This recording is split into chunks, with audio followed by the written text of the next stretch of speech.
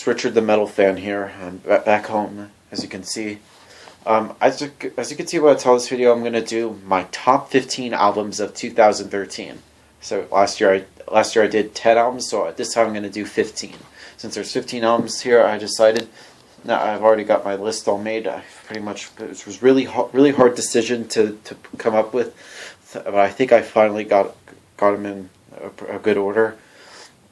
It was really hard, but this is pretty much my opinion of the best albums that came out in 2013. All 15 of albums I enjoy. But yeah, anyway, let's get started.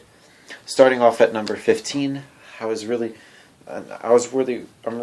good fan. I'm a fan of this band. Well, not big fan, but I do enjoy most of these guys' stuff, which is "Hail to the King" by Avenged Sevenfold. It's a really decent album, I have to say. I know a lot of people have a lot of mixed feelings about this album, especially the first album that they had without any musical contributions from their late drummer Jimmy the Rev Sullivan, and the first album with their new drummer Aaron Illahai, as you can see from the. But honestly, this album is good. But honestly, I don't think it's good as their last album, Nightmare. And that album's very good. But Hail to the King, it's okay. Number 14. I used to sort of thought this band was but after listening to them, they're not that bad. Which is Volbeat, Outlaw Gentlemen and Shady Ladies. Really good album. It's actually the first album that they did with their new guitarist, Rob Caggiano, formerly of Anthrax, and he also produced this album. He's a really good producer. It sounds really good. I really dig the song Room 24 featuring the almighty King Diamond. If you haven't heard of that song, check it out. So yeah. Number 13. I think this is a very underrated album of 2013, and I quite dig it. It's a sort of a Canadian speed metal band. It's their 13th album, if any, which is Anvil, Hope and Hell, which is the follow-up to 2011's Juggernaut of Justice.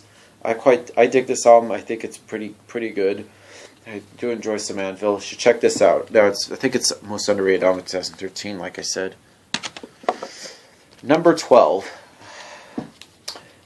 This band actually made it on my top 10 albums of 2012, and I went and checked this out, which is House of Golden Bones Part 2 by Stone Sour.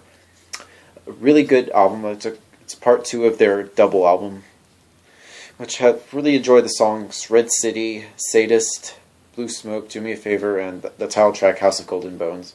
Really good album. A great part 2 album for this double album. Number 11. This is actually the debut full-length album from this band, and they also had the EP that came out earlier this year, which was Newstead Heavy Metal Music. The debut full-length album from Jason Newstead, who's one of the best metal bassists of all time. This is his own band. It's a really good debut. It actually has 2 songs from the EP Soldierhead King of the Underdogs, but it's a very good album. You should check this out. Number 10, which is actually the first album I got from this band. I recently got into this band a while ago. I've heard a lot of my friends talking about it. And it's a really good metalcore album, which is August Burns Red, Rescue and Restore. I quite dig this album a lot. It's really awesome. Just a really great guitar riffs, great vocals, great everything. You should check this August Burns Red if you haven't checked it out. Number 9. This was one of the albums from one of my favorite bands that I've been waiting a long time for, which is Vengeance Falls by Trivium. I really dig this album a lot. It's actually produced by David Draiman from Disturbed. He's a really good producer. I mean, some people gave it flack for it sounding a bit like Disturbed, kind of like how Matt Heapy sounds like David Draiman in the way he sings it. But overall, I don't really see what the big deal is. It's a really good album. And it's one of my favorite albums of 2013. So yeah, number 9, Trivium, Vengeance Falls. Number 8. Another album I was really high anticipated for, which is actually the first album in 10 years with their old singer, Jesse Leach, and you already guessed it by now. Disarm the Descent by Killswitch Engage. Really great album. But I'm really digging some of these guys' best work yet. Yeah, Jesse Leach's vocals have improved a lot since Alive or Just Breathing, which was released back in 2002. I really love this album. You should check this out if you haven't. Number 7, which is actually another band I recently got into a while ago. It's actually their new album, which is Tomorrow We Die Alive by Born of Osiris. I really dig this album. It has some great... It feels very progressive, very deathcore progressive. I don't know if I call it proggy deathcore or whatever. Really great album. I quite dig this album a lot. I should also get their other stuff. This is the only album I got, but yeah. Anyway, number 6. I really love this album a lot, which is Halo of Blood by Children of Bodom. A great follow-up to Relentless Reckless Forever. In fact, this album's way better than Relentless Reckless Forever. It's probably their best work in 10 years. Probably their best since, I think, Hate Crew Death Roll. Well, I really dig most of these songs, like Halo for Blood, Transference, Bodom Blue Moon, and The Sleeping in My Car. And actually, it's a really great album. Number 5, we get to The Black Dahlia Murder, Everblack.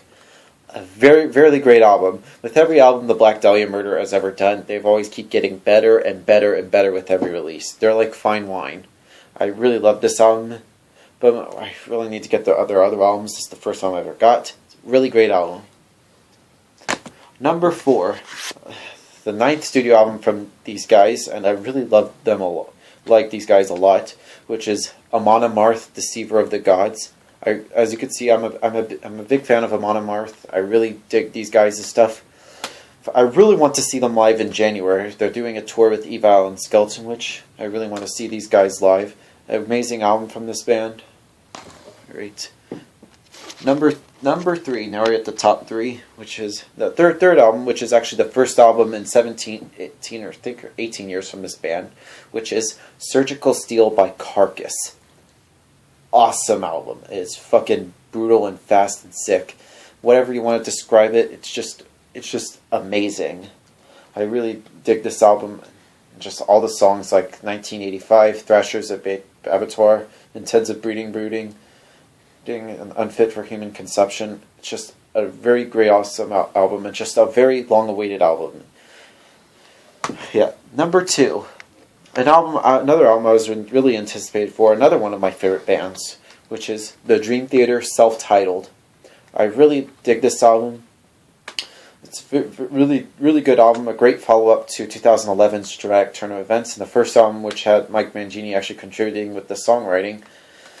Really awesome album, really progressive, and just very amazing, awesome. I keep saying awesome, but yeah. Now we get to number 1, probably the best album that came out this year. And I'm probably going to be biased, or some people are going to call me biased, but whatever. Which is 13 by Black Sabbath. This is, they have to be at number 1 because they're the inventors of metal. If it wasn't for them, all the other bands I said would not exist. That's a fact.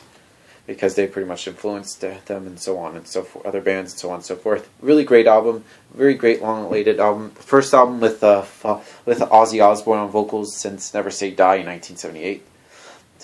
But one thing that sucks is that it didn't have the original lineup. They had Brad Wilk, the drummer for Rage Against the Machine, playing drums. But yeah, I just loved the special edition, which had the bonus tracks Methademic, Peace of Mind, Pariah, and Neveti in Black. I just love the artwork where it's all hologrammy and stuff. So yeah, that's my top 15 albums of 2013. I hope you guys love the video. Just comment below what's your guys' favorite albums of 2013, and I'll see you later, and keep it metal.